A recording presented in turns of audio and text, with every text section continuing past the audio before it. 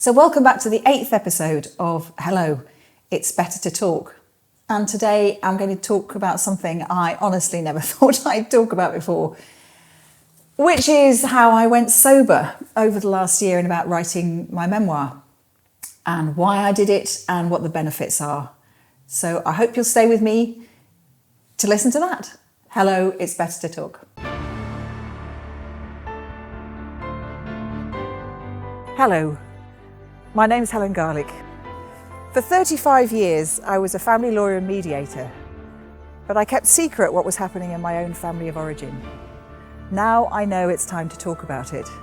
So I'd like to warmly welcome you to Hello, It's Better to Talk.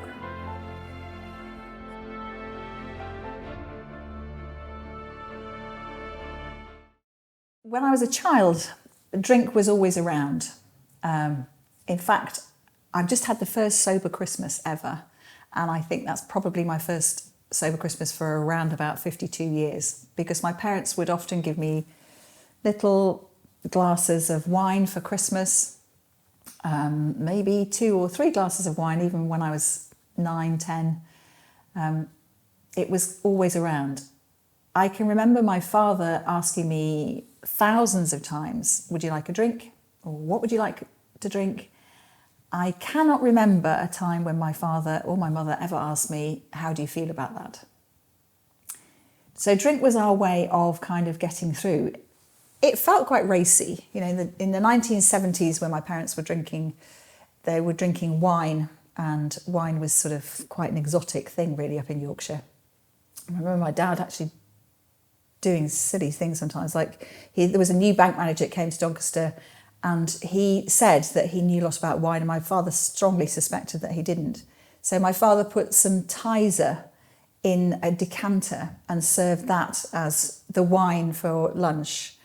And Uncle Arthur, as we got to know him very well, said he thought it was a delicious little wine. So he was kind of outed as somebody who didn't know anything about wine. But knowing about wine, drinking a lot, drinking too much was very much part of my family. And I used to really pride myself on being able to drink anybody else under the table by the time I was about 15. The trouble is that as you get older, maybe especially, it takes a toll on the body. The body holds the score. And I've found over the years that it has not been a great thing for me. I mean, you know, I was probably like many other women.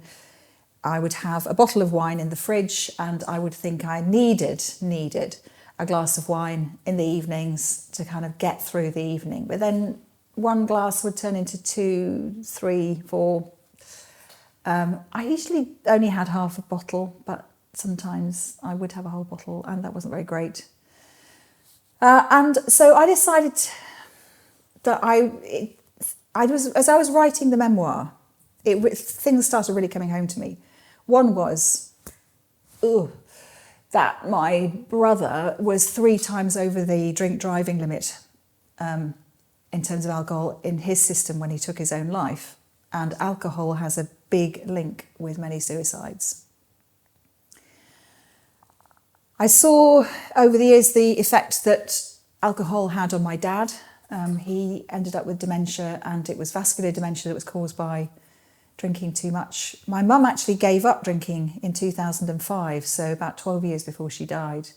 And I was writing away one day about different things, and I just wrote the sentence, giving up alcohol was the best thing my mother ever did for me. And I thought, really, is that what I think?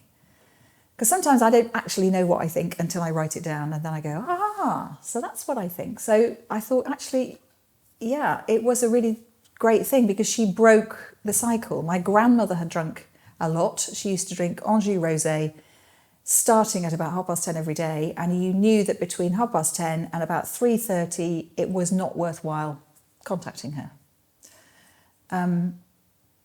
So my mum, by stopping, and her father before her as well was a headmaster and a real alcoholic.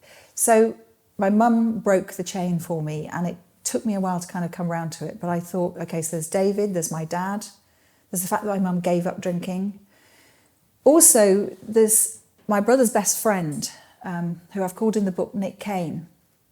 And I hadn't spoken to him since 1983, but I recorded for Woman's Hour something about family secrets and about the stories in this book, which came out last March. And I knew that Nick could possibly hear it. He's a farmer down in Devon.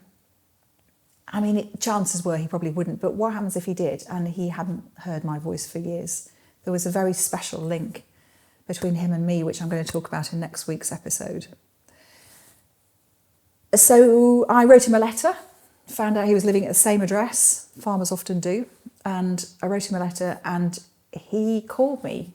I'm going to be talking more about that next week too, because that was the most extraordinary conversation.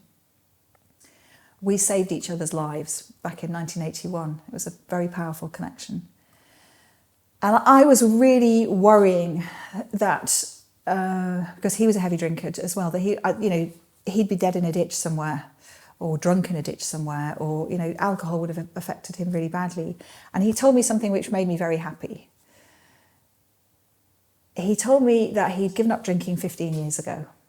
And the reason he'd given up drinking was that he'd met the love of his life, his second wife, and who he's now married to and has 2 sons and 2 stepdaughters.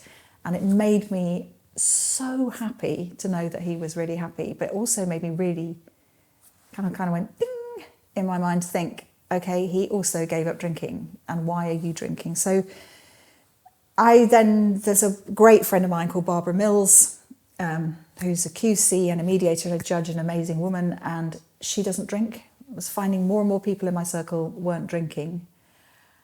And Barbara and I met in the Palm House in Kew on the 18th of January last year, and I decided that was the day I was going to go sober. Now, as I'm saying, it's better to talk, it's better to be truthful. I have fallen off the wagon twice. I got very uptight. We had some puppies last year and the mother ran away and I got really worried, and then I drank some rum, mea culpa, mea culpa. And then I also celebrated my elder daughter's engagement with having a couple of glasses of champagne. I'll actually forgive myself that. So in a way, 18th of January was my sober date, but the 20th of January this year would be my anniversary if you add on 2 days. Or if you are being really purist about it, the 3rd of October 2020 was the day when I really went sober. But I've had a Christmas off without it, and everybody said it was much better. Benefits for other people, benefits for me are amazing. Benefits, I sleep so much better. I wake up every morning with a clear head. I just feel 100% better. It's sort of like I feel all the feels nowadays. I feel joy. I also feel sadness, worry, nervousness, that kind of thing. I'm being present, and that's a big change. But another thing that's really fantastic is that for years and years and years I suffered from vertigo, and I just could not go up into a high space. My anxiety was too high. But just outside our kitchen, we had some scaffolding put up because we've got a bell tower up there and that was being renovated. And I managed to get up that ladder and see the bell, which turned out to be made in 1514. A Tudor bell is up on our house. Maybe one day I'll need to give you a tour of this house because it's quite an extraordinary house. So there are loads of benefits, and also there are lots of different types of drinks you can have these days. So these are 2 of my favourites. 3 Spirit Nightcap. I really like it. It's a very warming, kind of gingery drink. And just gives you a nice little chilled out feeling. And Pentire, which comes from Cornwall and is kind of salty and herby and gorgeous. So those are 2 of the things that have helped get me through. Anyway, so write a memoir, go sober. Who knew? Thank you very much for listening to Hello, It's Better to Talk, and I look forward to seeing you next week when we're going to talk about love, this being February and all.